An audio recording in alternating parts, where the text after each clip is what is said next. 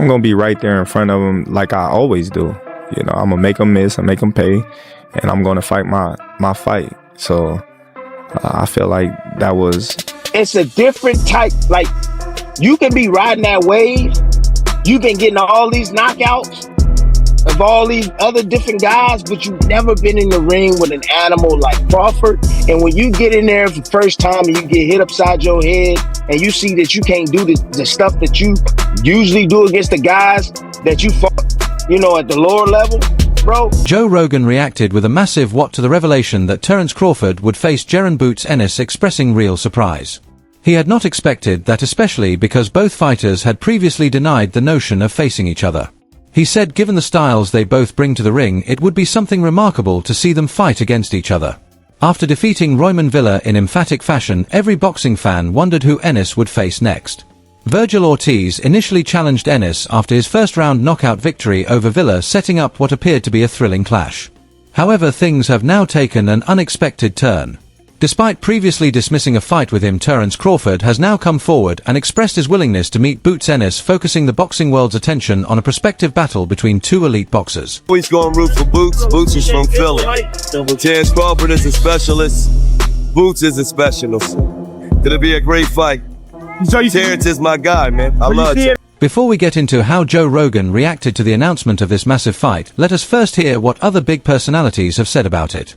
First and foremost, Jermall Charlo, who had been waiting for his chance to fight Crawford, assumed it would be possible after settling things with Canelo, responded strongly to the news that Crawford could face Ennis. Charlo said that he, not Boots, should face Crawford next.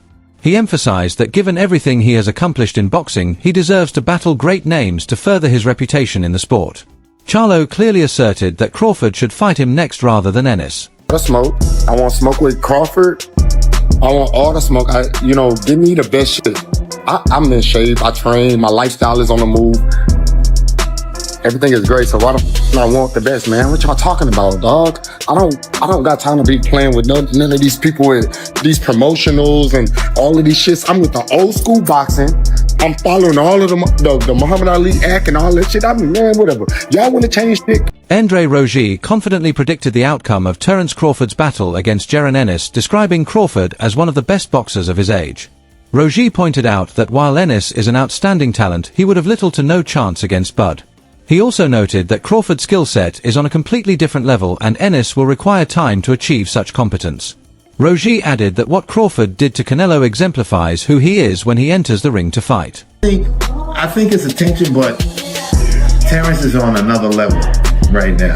I mean, he's on another level. When you say another level, do you mean like marketability-wise, name-wise, or you mean talent-wise? All the above. All the above. So he's a notch or two above Jaron either. Exactly. Boots has to get there. He's not there yet.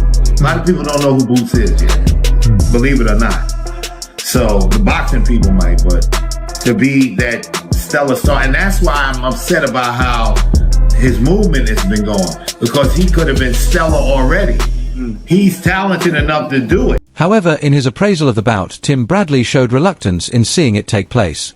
He remarked that going up against Crawford carries significant risk and that Boots is a beast capable of ending the fight with a single devastating punch.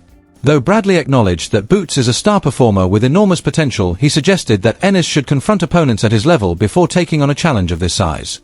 Overall, he stated that once Boots has gained experience battling elite-level opponents, he should only then enter the ring with a monster like Crawford. Get in this type of fight with Crawford, you know what I'm saying? I would hate for him to get in this fight and look average. Look average. Because if you go back and you watch a lot of, and he's a spectacular fighter. Boots is a spectacular fighter. I'm a fan. I'm a fan of Boots. I think he's next. But he needs to be tested. He needs to be tested with he needs to be tested with a guy like Thurman. In reaction to Tim Bradley, Greg Hackett stated that every era in boxing is defined by a boxer emerging as the dominant force. He said that Crawford has stated that the last 2 years have shaped who he is now, garnering him more respect than the rest of his career combined. Since every great fighter eventually gets his opportunity, Hackett suggested that this could be the beginning of Boots' era. He said Ennis has earned the opportunity to compete against the best, so it is ridiculous to say he does not deserve to meet Crawford. Tim Bradley talk like that. because they know he that. But shit just got started. Think about it. How long was the Bud Crawford era if Bud Crawford didn't start getting respect till 2023 for what he do? So if it's 2025 and we already talking about Boots Ennis, who's 10 years younger, who could possibly turn up this next 10 and make it crazy, that means the average person who don't really understand boxing, never really watch boxing, pay attention to boxing, and not really a boxing fan, they're not going to remember Bud Crawford. Andre Ward embraced the concept of this fight with a broad smile, showing genuine excitement about the matchup. He noted that this fight will pit a young hungry lion against an experienced legend, the perfect blend of youth and experience. He claimed that each fighter is outstanding in their own unique way and that the outcome of their match will determine who is truly superior. Ward also suggested a weight class fit for the bout to ensure that all parties are treated fairly. He wholeheartedly supported the entire strategy, claiming that this fight is vital for boxing's advancement and that it would be a great fight. That would be a great fight. You know, the young hungry lion versus the legend. That would be a hell of a fight. Maybe 160. If it's a vacant title at 160, I think that they can make that happen for sure. I think it just has to make sense for both parties. You know what I mean? Yeah, I think if there's a vacant belt, Crawford's gonna want to be 6th division champion, and then he'll make Ennis move up to 160. I think they could do it at 160. Most significantly, while analyzing his matchup with Boots, Terence Crawford stated that while many believe their comparable approaches will bring something fresh to the table, he is confident in his own adaptability. He claimed to be very skillful and athletic in both stances, and that his decision to switch, which is based on the opponent he encounters, is a strength. He went on to say that when he walks into the ring against Boots, he will deliberately select and use the stance that gives him the best edge, ensuring that he controls the pace and outcome of the battle. Equally as great in both stands. I'm very powerful in both stands. I hit just as hard with my left, probably even harder with my left than my right. You know, but I think it's the opponent. Moving forward, Eddie Hearn, in response to this potential fight, described it as a wonderful matchup between two elite fighters, with Ennis coming off a solid victory and Terence Crawford looking for a good opponent following his career's biggest win. To facilitate conversations, Hearn added that the match may take place in a weight class where Crawford is willing to compete. Furthermore, he praised both athletes' fighting styles, emphasizing how their explosive styles will provide boxing fans with an unforgettable fight night experience. Furthermore, Sean Zittel expressed his wish for this fight to happen badly. He stated that while both sides had previously attempted to resolve this disagreement, he believes that now is the best time for it to occur. He also noted that because both are coming off major triumphs, their match is even more exciting and entertaining to watch. Zittel went on to say that witnessing them face off in the ring would be a delight for boxing fans, and that Boots has a good chance of defeating Terence Crawford when the two actually meet. Furthermore, Meek Mill was the one who identified the Philly Monster as the fighter who will defeat Crawford. While analyzing the contest, he mentioned that people may be counting Crawford out due to his sensational performance against Canelo. However, Meek emphasized that there is a significant difference between Ennis and Canelo.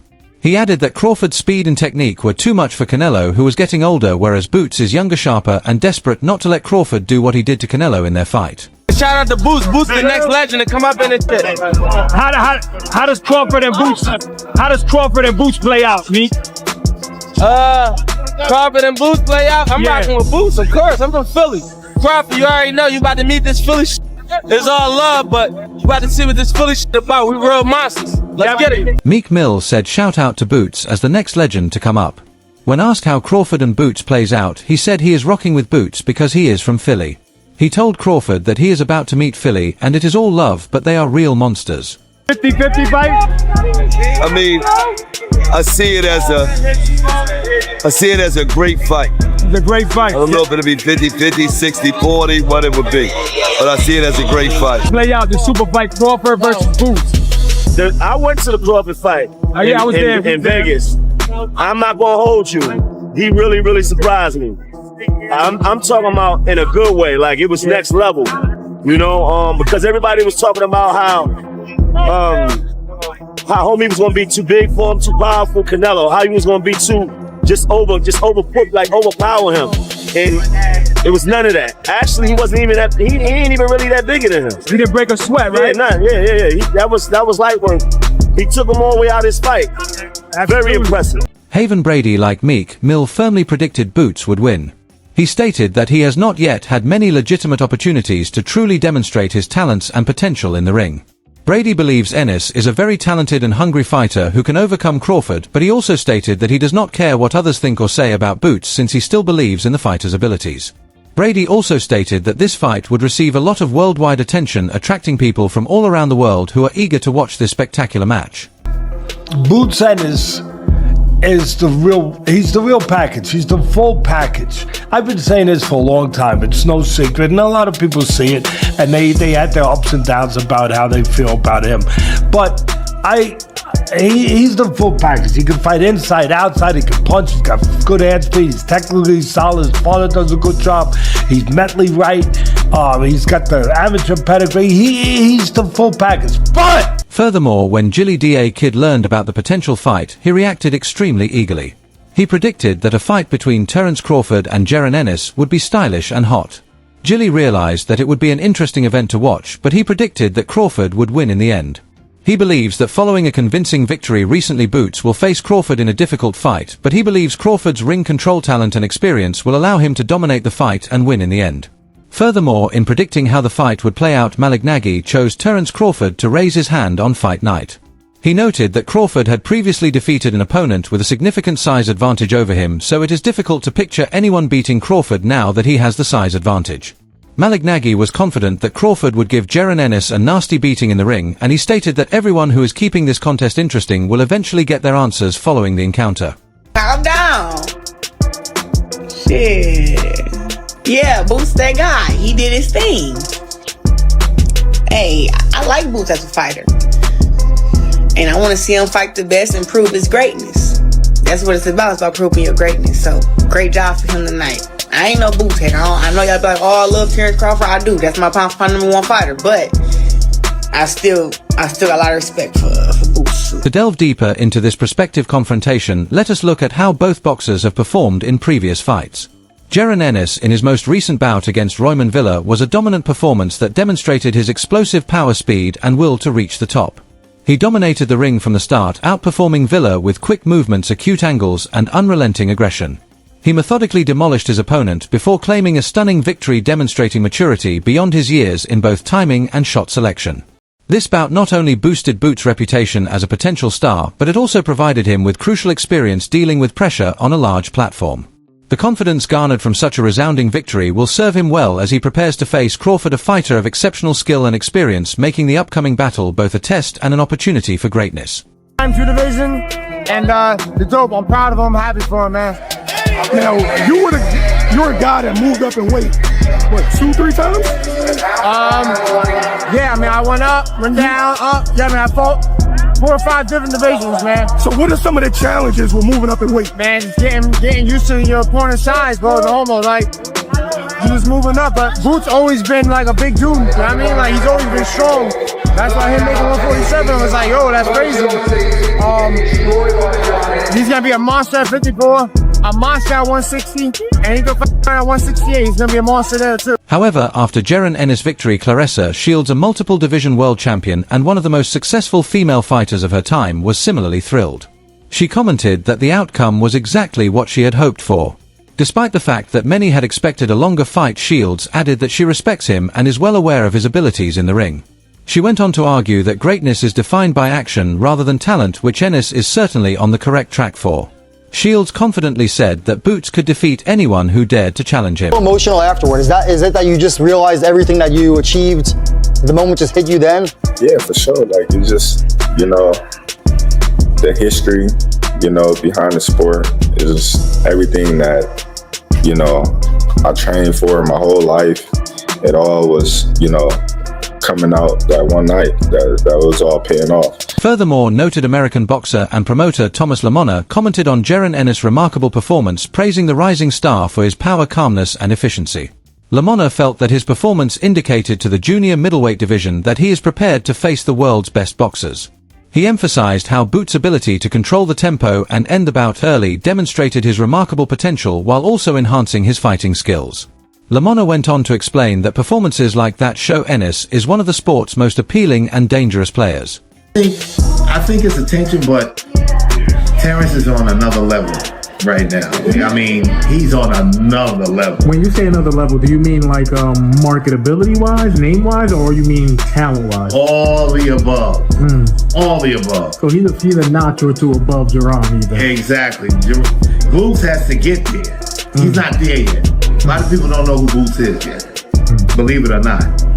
So the boxing people might, but to be that stellar star, and that's why I'm upset about how his movement has been going, because he could have been stellar already.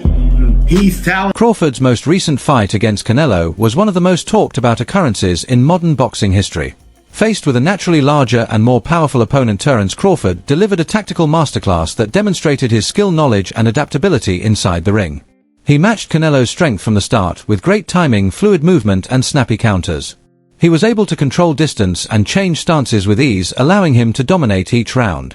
This victory cemented Crawford's legacy while also preparing him physically and emotionally for his next battle. Going up against Canelo's strength and pressure has improved Bud's defensive knowledge and confidence, which will be important as he prepares to face a younger, faster and hungrier opponent like Boots.